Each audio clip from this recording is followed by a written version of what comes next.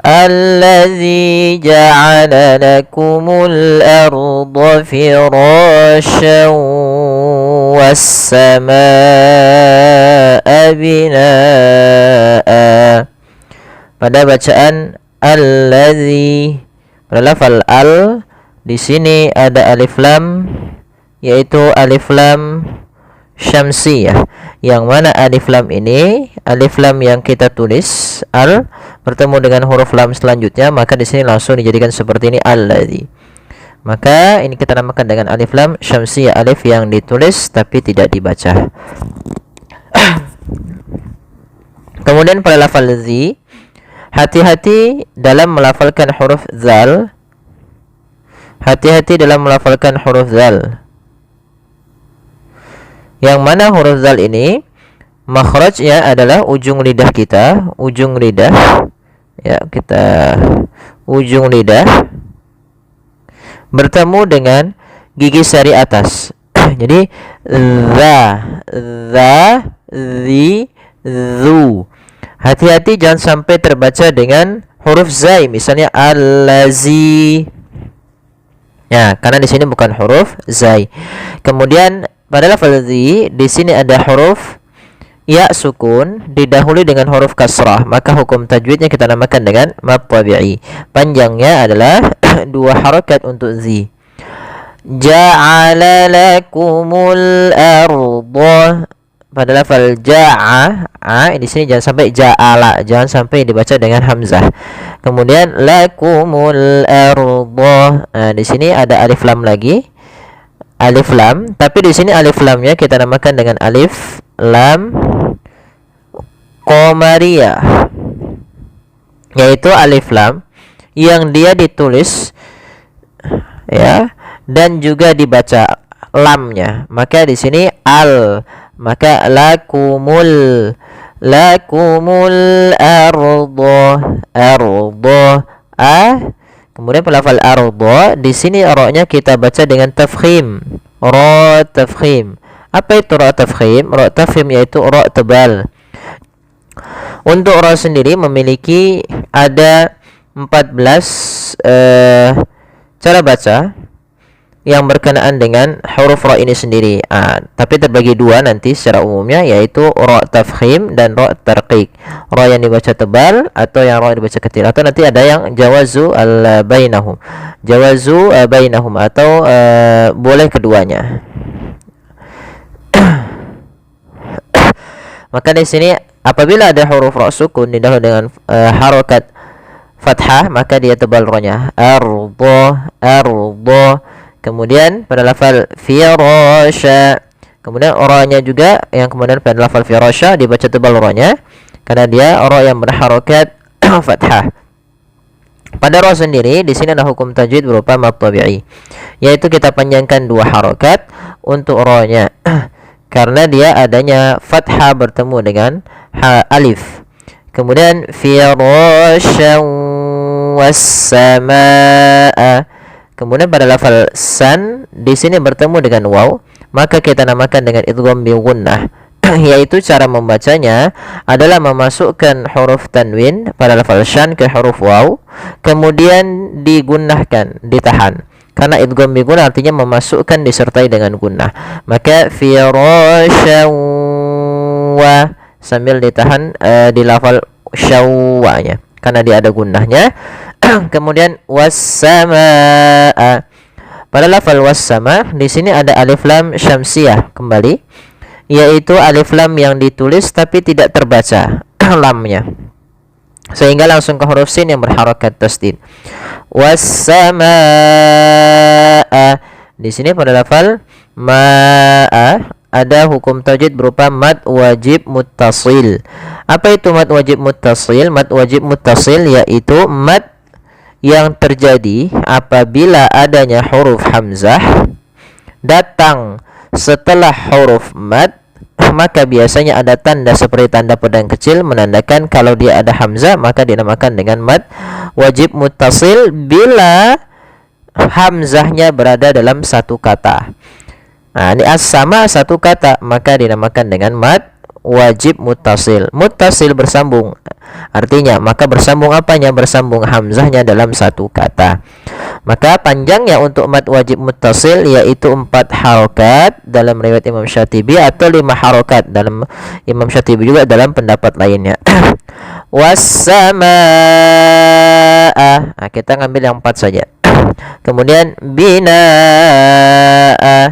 Ini bina, awalnya binaan karena kita wakaf menjadi binaa. Nah, di sini terjadi juga hukum mad iwad. Kita fathatain di akhir bacaan. Yaitu kemudian di sini binaa sama, yaitu hukum tajwidnya yaitu mad wajib muttasil sebagaimana yang sebelumnya pada lafal as-sama. Maka cara membacanya pun sama sebagaimana kata as-sama. Kemudian binaa wa anzala. Kemudian pada lafal bina awwa di sini ada fathatain bertemu dengan huruf waw, maka kita namakan dengan bacaan idgham bi gunnah. Kembali lagi idgham bi gunnah yaitu idgham memasukkan bi gunnah disertai dengan gunnah. Apa yang dimasukkan yaitu suara tanwin atau suara nun matinya kepada huruf setelahnya. Kalau di sini huruf setelahnya adalah huruf waw, maka tanwinnya kita masukkan kepada huruf waw kemudian ditahan gunnahnya. Bina wa anzala. Ya, kita coba baca sampai rizqal lakum. Wa anzala minas samaa'i ma'an fa akhraja bihi minas samarati rizqan lakum. Pada lafal anzala di sini ada hukum bacaan berupa ikhfa. Apa itu ikhfa? Ikhfa yaitu secara bahasa dari kata akhfa yukhfi, menyembunyikan. Artinya kadang kita samarkan. Tapi secara istilah yaitu kita membaca antara bacaan izhar dan bacaan idgham. Di sini ada hukum tajwid berupa nun sukun atau tanwin. Yaitu di sini kita mendapati ada nun yang berharokat sukun atau yang tidak dikasih harokat bertemu setelahnya huruf zai, yang mana zai termasuk salah satu huruf ikhfa. Maka cara membacanya itu kita samarkan nunnya kepada huruf zai. Bukan dibaca wa anzala, tapi juga bukan nggak bisa dimasukkan ke za wazzala, tidak bisa. Tapi dia disamarkan kepada huruf zai. Wa anza, langsung kepada makhraj daripada huruf zanya. Wa anzala, anzala.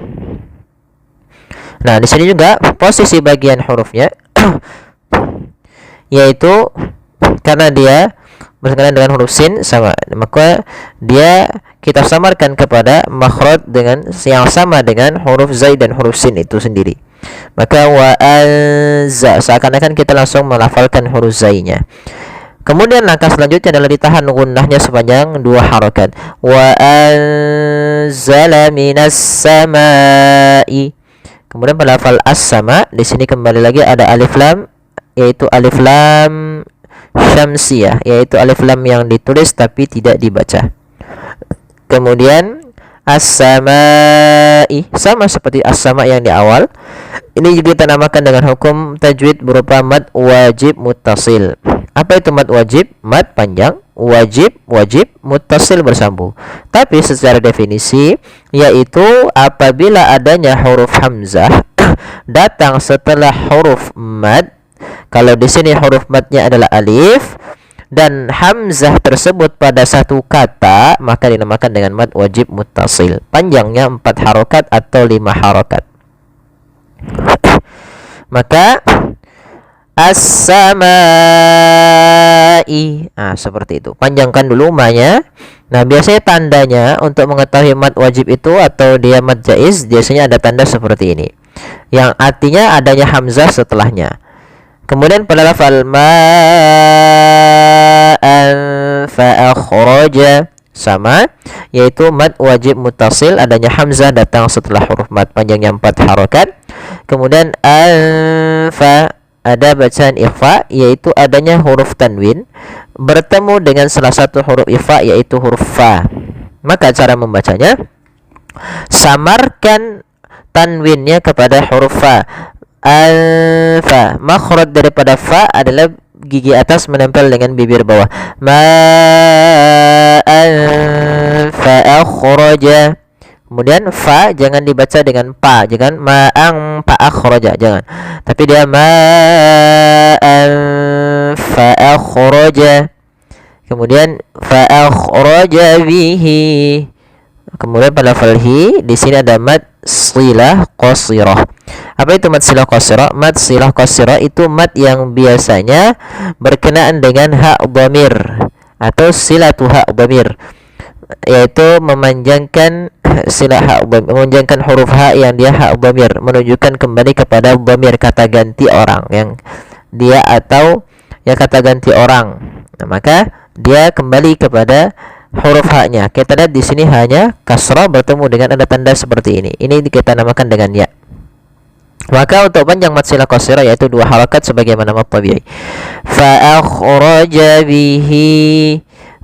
akhraja bihi minas samarati.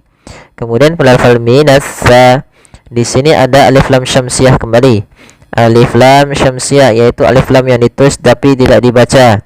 Kemudian di sini ada lafal sa, ya, sa bukan sa, jangan dibaca minas samarati. Sering terjadi kesalahan yaitu membaca huruf sa dengan sin atau dengan huruf shin, misalnya minas samarati. Tidak, karena di sini bagaimana menyempurnakan daripada makhraj huruf sa, yaitu kita samakan dengan huruf zal, yaitu ujung lidah kita menempel dengan gigi sari atas. Maka sa, za, nah, itu sama seperti huruf dha juga, tapi huruf dha lebih tebal. Maka di sini minas samarati. Kemudian pada lafal ra ada ra tafkhim, yaitu ra yang berharakat fathah, dan pada huruf ra sendiri juga ada bacaan mad tabi'i, yaitu adanya fathah bertemu dengan huruf alif. Ini alifnya. Ya.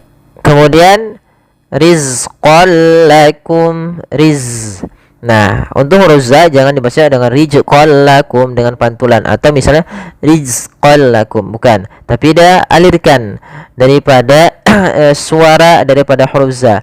Tapi za juga memiliki sifat, yaitu sifat jaharnya. Jahar apa? Jahar yaitu tertahannya nafas kita. Ya, maaf ya, tertahannya nafas kita. Suara mengalir, nafas tertahan. Rizqan lakum. Kemudian pada lafal qal lakum di sini ada bacaan idgham bila gunnah, yaitu ditandai dengan adanya fathatain bertemu dengan huruf bila gunnah, yaitu huruf lam dan ra. Di sini ketemu dengan huruf lam. Maka cara membacanya yaitu tanwinnya masukkan langsung kepada huruf lam dan tidak ditahan. Maka bila gunnah artinya tidak ditahan. Dan idgham bila gunnah sendiri atau biasa dikenal juga dengan idgham ma'al gunnah naqis, yaitu dia naqis, idgham yang naqis. Idgham naqis, idgham kamil, yaitu diidghamkan secara keseluruhan suara tanwin atau nunnya kepada huruf lamnya. Rizqan lakum, ya, di sini bisa kita namakan juga idgham kamil, ya, idgham kamil. Kemudian kita lanjutkan lagi. Di sini ada tanda waqaf. Tapi kalau kita mau lanjut nanti jadi lakum fala. Di sini ada hukum tajwid berupa izhar syafawi. Izhar syafawi yaitu adanya mim mati bertemu dengan huruf hijaiyah atau seluruh huruf hijaiyah selain mim dan da. Karena di sini bertemu fa, maka dinamakan dengan izhar, suara mimnya tidak boleh ditahan. Kemudian fala taj'alu lillahi andadan wa antum ta'lamun. Kemudian pada lafal fa alirkan nafas, sifat hamsnya. La ada hukum tajwid berupa mad tabi'i, yaitu fathah bertemu dengan alif. Taj'alu jim di sini yaitu huruf qalqalah. Huruf qalqalah. Apa itu qalqalah? Qalqalah artinya memantul. Maka jangan kita baca dengan bacaan taj'alu yang artinya dia tidak mantul. Maka harusnya jim harus mantul. Fala taj'alu. Kemudian pada pantulan huruf jim sendiri jangan sampai tambahan ada alifnya. Tambahan hamzah yang disukunkan, misalkan fala taj'alu. Ini tambahan hamzah. Harusnya tidak ditambah dengan hamzah. Hanya memantul saja. Fala taj'alu ya, taj'alu, fala taj'alu. Kemudian pada lafal lu ada mad tabi'i lagi, ada dhammah bertemu waw sukun. Kemudian di sini ada alif yang ditandai dengan sifar mustadir dan warna abu-abu, artinya alifnya dianggap tidak ada. Karena di sini hanya alif menunjukkan kalau dia di dalam bahasan bahasa Arab menunjukkan jamak. Apa untuk membedakan jamak itu, membedakan jamak. Kata yang dia jamak. Kemudian lillahi. Ya, di sini khusus untuk fi'il biasanya. Lillahi. Pada lafal lillah di sini lam tipis. Kemudian sebelumnya ada mad tabi'i. Maaf, dia termasuk mad tabi'i pada lafal la-nya karena dia panjangnya 2 harakat.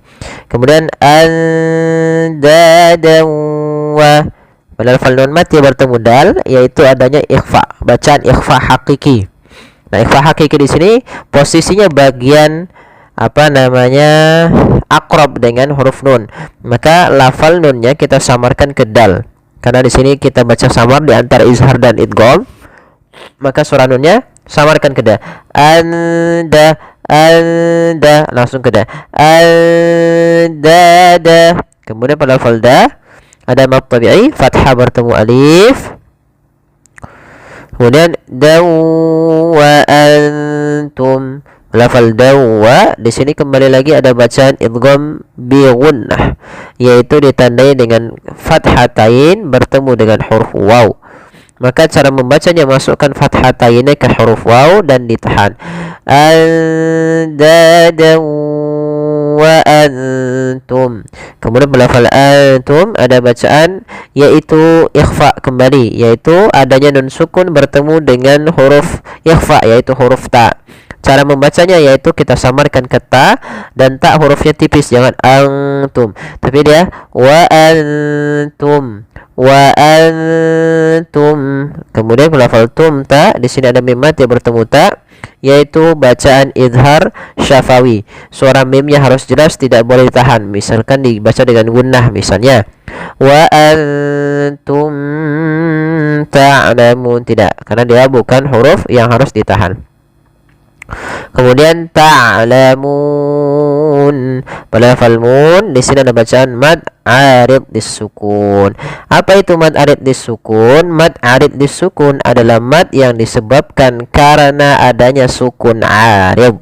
Misalkan antum, mim di sini ini sukun asli. Ain misalnya ta'lamun, ain ini sukun asli. Sedangkan nun di akhir bacaan ini itu dia pada dasarnya ta'lamuna. Karena waqaf maka dia menjadi sukun arid, sukun yang disebabkan karena waqaf. Dan sebelum huruf nun yang diwaqafkan ada huruf mad, maka inilah kita namakan dengan mad arid disukun, mad yang disebabkan karena adanya sukun arid dan sebelumnya ada huruf mad. Panjangnya berapa harokat? Untuk mad arid disukun panjangnya boleh 2, boleh 4, dan boleh pula 6 harokat. Maka wa antum ta'lamun 2 harokat, ta'lamun 4 harokat, ta'lamun 6 harokat. Baik, kita coba baca keseluruhan dari ayat awal ayat sampai akhir. Alladzi ja'ala lakumul arda firasyan was-samaa'a bina'an wa anzala minas